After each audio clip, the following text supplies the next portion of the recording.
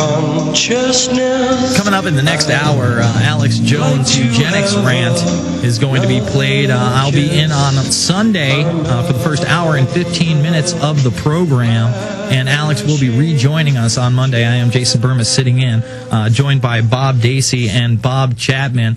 And a lot of people missed this. I hadn't seen any articles on it. I haven't seen the video on YouTube. Kind of hard to find. We taped it off C-SPAN. But in Nancy Pelosi's weekly address, she was asked about H.R. 1207 and auditing the Federal Reserve. Now, how does she respond? Well, she responds by saying, well, it sounds to me like the people want to know more secrets to the temple. And then she kind of chuckles to herself and says, secrets to the temple. It was required reading in my day. Then she babbles on for about 2 minutes, avoiding the question. She tries to go to another person. She then gets asked, well, what's your position on the bill? And then she claims, Mr. Chapman, that she doesn't know the specifics and she can't give a response.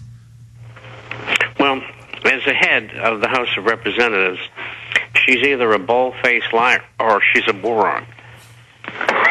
It may be a little bit of both. Yeah. Both. Well, you know what? She's not a moron. She's very cunning. She's very smart. She's actually 69 years old, which I didn't realize. She looks pretty good for a 69-year-old. It's the multiple facelifts. It must be the multiple facelifts. But my contention is this is a woman who is very politically savvy, almost predatorial. She's somebody who was the lead Democrat in the initial congressional investigation into 9/11. She's the person that brought us, no, we're not going to bring the Bush administration up on war crimes, and no, impeachment is off the table. So to me, this woman is a political player who wants to get as high in the ranks as she possibly can on behalf of her masters in the elite ruling class.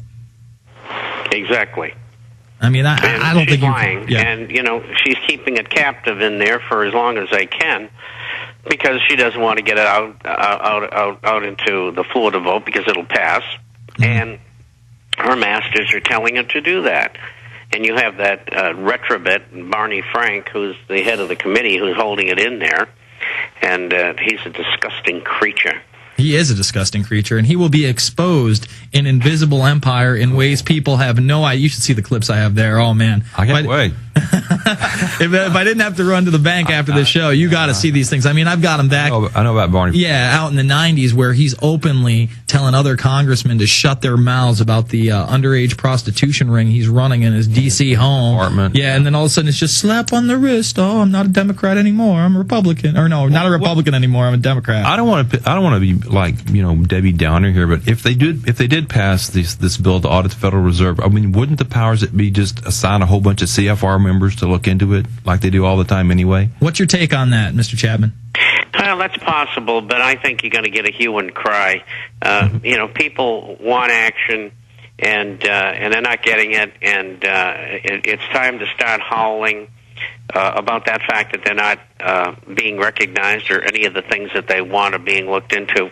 Well, at the very least, I think that we want this hearing on the floor so, people like us in the alternative media can at least tape that and then put it into a film and let millions and millions and millions of people see what actually happened and was kept away from them by both the government and the mainstream media, and having an impact that way. That's true, and they're well aware of that. And, we've got half the people in America now looking at the alternative media. Mm-hmm. And as you've seen from the drop in advertising and the terrible problems the media is having, both print as well as radio and TV, we're gaining ground every single day on them because we're spewing out the truth. And really, that's what the people want. There are people who don't want the truth because they just don't want to face it.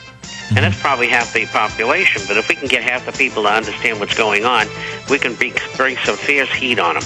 If we can get a quarter of the people to understand what's going on and then take action after that, we've got a real shot at winning. Alex Jones coming up in the next segment. I'm Jason Bermas sitting in. Thank you, Bob Dacy. Thank you, Bob Chapman. All the latest and greatest over at Infowars.com and PrisonPlanet.tv.